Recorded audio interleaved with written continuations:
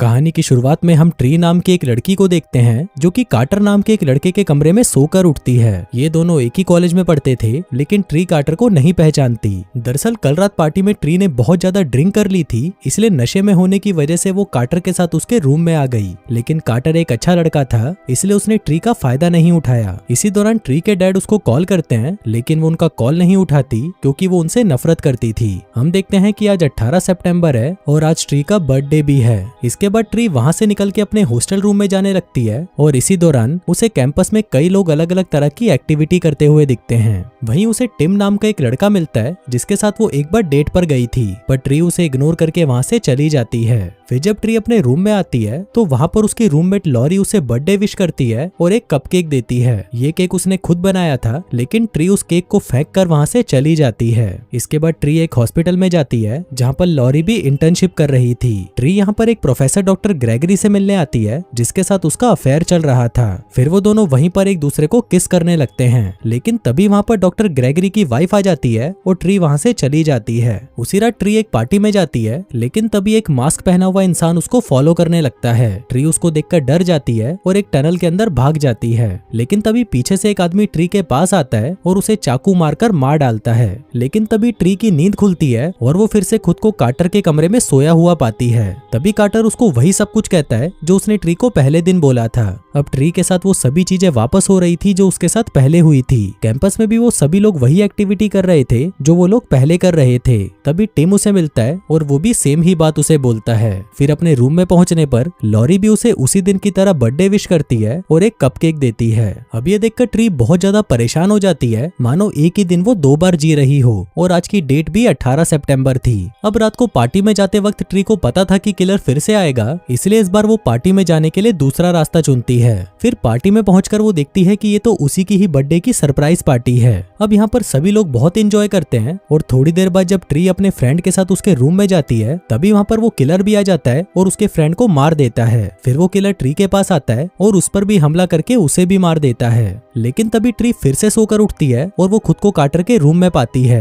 अब ट्री के साथ फिर से वही सब होने लगता है जो उसके साथ पहले हुआ था। ट्री इससे बहुत ज्यादा डर जाती है और खुद को अपने कमरे में लॉक कर लेती है, पर वो किलर पहले से ही उसके रूम में छुपा होता है और इस बार भी वो उसके पास आकर उसे मार डालता है। जिसके बाद मरते ही वो फिर से कार्टर के रूम में पहुंच जाती है और उसके लिए ये दिन फिर से रीसेट हो जाता है। हम देखते हैं कि ट्री के अलावा किसी को भी ये याद नहीं रहता कि पास्ट में उसके साथ क्या हुआ था। फिर ट्री को इस तरह परेशान देखकर कार्टर उसकी मदद करने को कहता है, लेकिन जब ट्री उसे सच बताती है तो कार्टर उसकी बातों पर विश्वास नहीं करता। अब उसे विश्वास दिलाने के लिए ट्री उसे पहले से ही वो चीजें बता देती है जो थोड़ी देर के बाद होने वाली थी, जिसको देखने के बाद कार्टर उस पर बिलीव कर लेता है। इसके बाद कार्टर उसे कहता है कि शायद तुम्हारे पास बहुत सारी लाइफ लाइन है और तुम एक टाइम लूप में फंस गई हो, जिस वजह से तुम जब भी मरती हो तो उसी दिन में वापस पहुंच जाती हो। इसके बाद वो उसे कहता है कि तुम्हें जिस पर भी शक है तुम उसकी एक लिस्ट बनाओ, जिससे तुम ये पता लगा पाओगी कि कौन तुम्हें मारना चाहता है, और अगर तुम उससे बच गई तो तुम इस टाइम लूप से बाहर आ जाओगी। अब ट्री को ये आइडिया बहुत अच्छा लगता है और वो उन लोगों की लिस्ट बनाने लगती है जिन पर उसको शक होता है। जिसके बाद वो किलर का पता लगाने के लिए उन लिस्ट के लोगों को एक एक करके फॉलो करने लगती है। इसी दौरान वो कई बार मरती है और हर बार कार्टर के रूम में पहुंच जाती है। वो फिर से ट्राई करती है तो कई बार उसका एक्सीडेंट हो जाता है और कई बार तो किलर उसके सर पे मारकर उसे मार डालता है, और इसी के साथ ही वो फिर से कार्टर के रूम में पहुंच जाती है। इसके बाद वो कार्टर से कहती है कि तुम्हारा प्लान बिल्कुल ही बकवास था, लेकिन कार्टर को कुछ भी समझ नहीं आता क्योंकि उसे कुछ भी याद नहीं था। फिर ट्री उसके रूम से जाने ही लगती है, पर तभी वो बेहोश हो जाती है, जिस वजह से कार्टर उसे हॉस्पिटल में एडमिट करा देता है। फिर वहाँ पर डॉक्टर ग्रेगरी उसे कहता है कि तुम्हारे टेस्ट रिपोर्ट्स बिल्कुल भी सही नहीं हैं, तुम्हें बहुत सारी इंटरनल इंजरीज हैं जिस वजह से तुम्हें जिंदा नहीं होना चाहिए, लेकिन तुम्हारी किस्मत बहुत अच्छी है कि तुम जिंदा हो। तभी ये सुनकर ट्री को उस पर शक होने लगता है कि कहीं ये तो किलर नहीं, जिसका पता लगाने के लिए वो ग्रेगरी को सोडा लाने के लिए कहती है। फिर डॉक्टर के जाते ही ट्री वहाँ से भागने की कोशिश करती है। वो ग्रेगरी के चैम्बर में उसकी कार की चाबी लेने जाती है और तभी उसे वहाँ पर वही मास्क मिलता है जो किलर ने पहना था। ट्री ये देखकर घबरा जाती है और वहाँ से बाहर भागती है, लेकिन तभी ग्रेगरी उसके सामने आ जाता है। पर तभी ट्री देखती है कि किलर भी वहाँ पर आ जाता है, जिसका मतलब था कि किलर ग्रेगरी भी नहीं बल्कि कोई और है। तभी ग्रेगरी को मारकर वो किलर ट्री के पीछे आने लगता है, पर ट्री जैसे तैसे करके ग्रेगरी की कार लेकर वहाँ से भाग जाती है। अब ट्री को लगता है कि वो उस किलर से बच गई और वो किलर उसे मार नहीं पाया, जिस वजह से ट्री बहुत ज्यादा खुश होती है। पर तभी ओवर स्पीड में कार चलाने की वजह से पुलिस उसे पकड़ लेती है। अब ट्री उस पुलिसमैन से बातें कर ही रही थी, लेकिन तभी वो किलर वहां पर आ जाता है और उस पुलिसमैन को मारकर ट्री की कार को जला देता है, जिससे ट्री फिर से कार्टर के रूम में आ जाती है। इसके बाद वो कार्टर के साथ लंच पर जाती है। वहाँ पर वो टीवी पर एक न्यूज देखती है जिसमें एक सीरियल किलर थॉमस के बारे में बताया जाता है, जिसने अभी तक 6 लड़कियों को मार डाला है और थॉमस अभी भी उसी हॉस्पिटल में एडमिट है जहाँ पर ट्री एडमिट थी। अब ट्री को ये लगता है कि थॉमस ही वो किलर है जो उसे मारना चाहता था। फिर ट्री फौरन उस हॉस्पिटल में जाती है और वहाँ की रिसेप्शनिस्ट को जल्दी से पुलिस को फोन करने के लिए कहती है। फिर ट्री जैसे ही थॉमस के पास जाती है तो वो देखती है कि जो सिक्योरिटी गार्ड थॉमस का पहरा दे रहा था, थॉमस ने उसे मार डाला था। फिर थॉमस ट्री पर भी हमला करने की कोशिश करता है, लेकिन तभी वहाँ पर कार्टर आ जाता है। लेकिन कार्टर को रोकने के लिए थॉमस उसे भी मार देता है। फिर वो ट्री को मारने के लिए उसके पास जाता है, लेकिन तभी ट्री पीछे से उस पर हमला कर देती है। अब ट्री थॉमस को मार सकती थी, लेकिन वो उसे नहीं मारती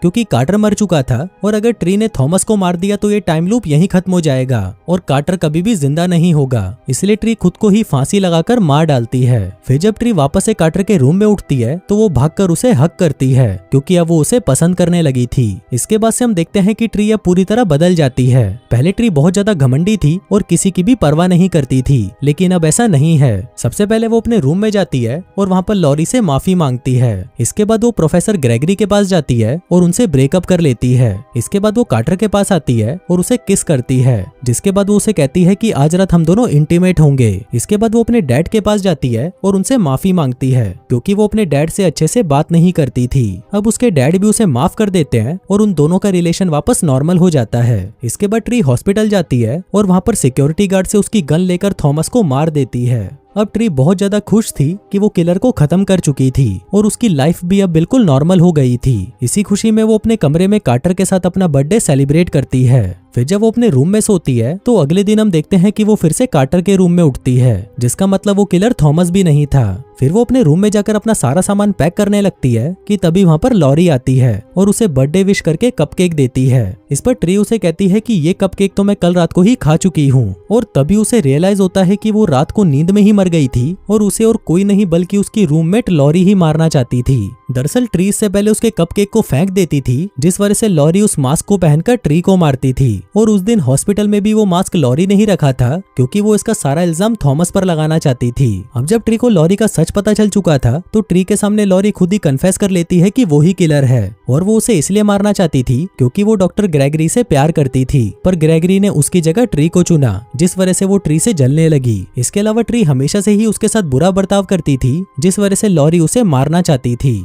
इसके बाद वो दोनों आपस में लड़ने लगती हैं और तभी ट्री उसी का ही कपकेक उसे खिला देती है और खिड़की से नीचे फेंक देती है, जिससे उसकी वहीं पर मौत हो जाती है और फाइनली ये टाइम लूप वहीं रुक जाता है। अब ट्री के साथ सब कुछ ठीक हो चुका था और वो उस टाइम लूप से निकल चुकी थी। और दोस्तों, इसी के साथ ही ये कहानी यहीं खत्म हो जाती है।